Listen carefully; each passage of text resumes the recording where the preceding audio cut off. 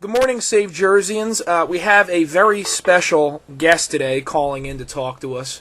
A gentleman who's running for assembly in Dick Cody country, up in District 27, correct, Barry?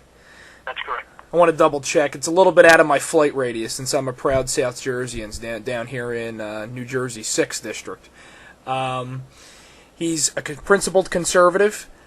He's running an uphill battle, but he's really proven something that I've argued again and again here on this blog, which is that you don't need millions of dollars or a huge operation to run a successful and competitive campaign in blue Democratic districts. All you need is a passionate citizen who's willing to go out there and take his case to the people and do it in an articulate and effective way. So, Barry Funt, we're grateful that you decided to call in today and maybe talk to us a little bit about some of these issues. Welcome.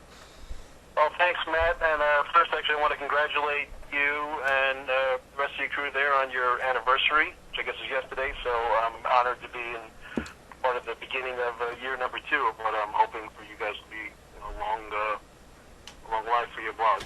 No, thank you very much. We definitely hope so, and hopefully this year we'll see a lot of electoral successes on our side of the aisle. So that's all I'm asking for a birthday present, a Republican governor and some friendly faces in the assembly like yourself.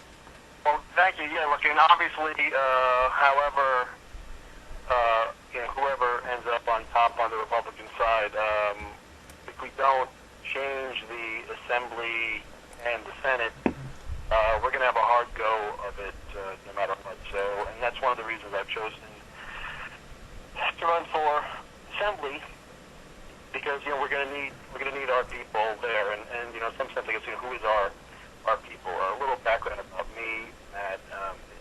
I have never been involved in politics before.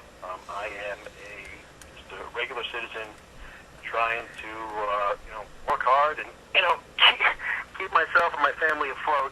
And the never-ending expense of what it appears to be to live in this state, the state that I love. I moved here when I was 7 years old. I've lived here pretty much the rest of my life. I was in a small jaunt, out in New York City after law school, and it's really driven me to say, who's going to do something about it, and particularly this district that I live in, as I said, it's sort of Dick Cody country. These guys never have any opposition. There's never anybody there who is willing to at least take the fight to them, at least have the discussion about the issues. These guys have been in charge for a very, very long time, and I don't know how you can say that you've been in position of government authority for as long as they have, while people in my neighborhood, communities are losing their jobs, and ask, why do they have the right to retain their jobs? And that's sort of the message I'm trying to get out there. One of the challenges, of course, is being a Republican. Because down here, as you all know, the registration numbers are not with us. And how do you separate the message from what is the perception of the party? For me, if I tell people in this district I'm a conservative Republican, people don't really want to hear much after I say after that. But if I tell them that I stand for lower government, smaller government, lower taxes, free enterprise, personal responsibility, that's a message that resonates with people. And that's what I've been trying to do, particularly on the battle of being a conservative. I think it's very important for us to take that message and really hammer home what it is. Matt, I'm sure you saw, and a lot of guys saw the debate on the last Sunday with Christie and Lonergan, and the questioner asked, on a scale of 0 to 10, how conservative are you? And I don't think either candidate, while I think they're both conservatives, I don't think either of them answered the question the way I would like to have answered it, which would be, if you define conservative as a hate-mongering, racist homophobe, then I'm a 0. But if you define conservative as the only way it should be defined, which is someone who believes that we have been given inalienable rights, they're given to us by God, and we have government to secure those rights, and we give power to the government. Government doesn't get power to us, then I'm a 10. Right. That is the true message of what it is to be a conservative. And it's not inflammatory, it's just the truth. And once you understand that, policy decisions to me can become very clear.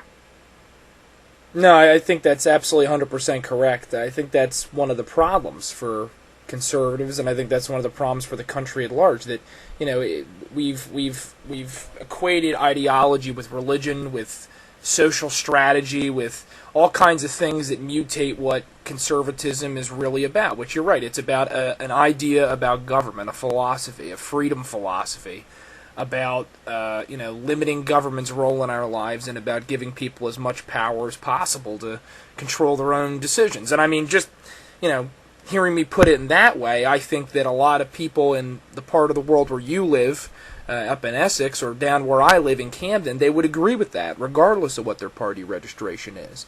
But as you've said, it can be very challenging, since that label has been given such a negative connotation by not only, I think, the media and liberals on the other side of the aisle, but also by people on our own side who haven't done a good enough job about articulating exactly what it is that conservatism should be all about.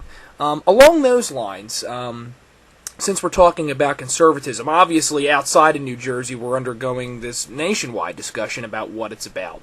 Maybe you could tell me nationally somebody who you think, past or present, really did a fantastic job of going out there and doing what you and I are talking about, which is demystifying conservatism, moving beyond the negative connotations that the media is attached to it, and really conveying these common sense, limited government principles to the people in a successful way. Well, it's almost cliche to say it, but the truth, it is Ronald Reagan, and I'm not just saying that as sort of like to check the box is what a conservative needs to say. I was privileged to be at a screening earlier this week on Newt Gingrich's biography, Rendezvous with Destiny. And look, there's never been a man or woman, who has so clearly and succinctly, was able to lay out what this is about.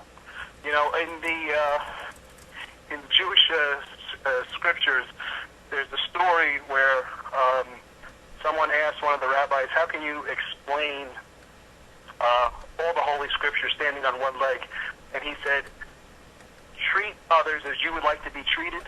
All the rest is commentary. Right. To me, to be a conservative means you believe in liberty, you believe in the unending power of the individual, you believe in equality of opportunity. All the rest is commentary. Liberty defeated communism. Reagan got it.